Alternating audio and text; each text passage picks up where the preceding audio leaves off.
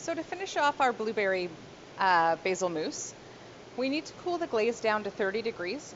Don't jump the gun and use it before that. It'll just be too thin. So my glaze has come down to 30 degrees Celsius and my mousse is all completely frozen. I unmolded it and I can tell that it was completely frozen because it came out nice and smooth. And then I put it back in the freezer just to get it nice and cold. When I took it out, it's very humid in here today, so you can see it's getting a bit of a frost on it. But you want it to be really, really nice and cold before you start to glaze. So then you're going to take your glaze and you're going to pour it over the top. Okay? And you want to work quickly, but in a bit of a circle to make sure that it gets completely covered, but it doesn't have any drips.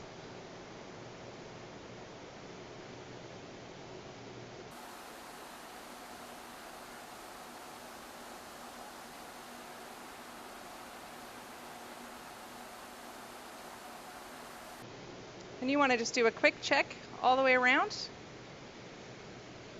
Great. So they're all glazed. They're really, really nice.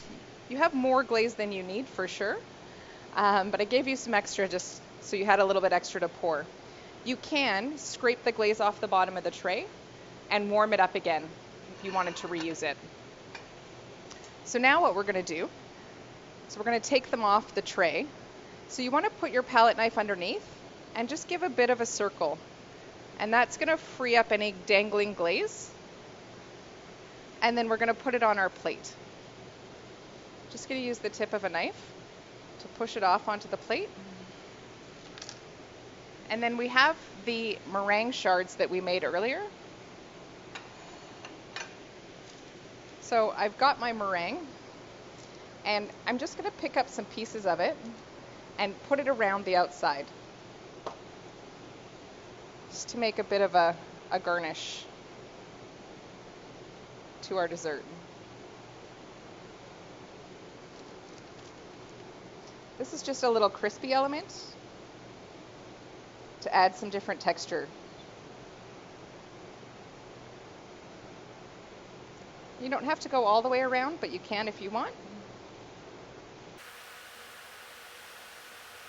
I think maybe I'm going to leave mine like that.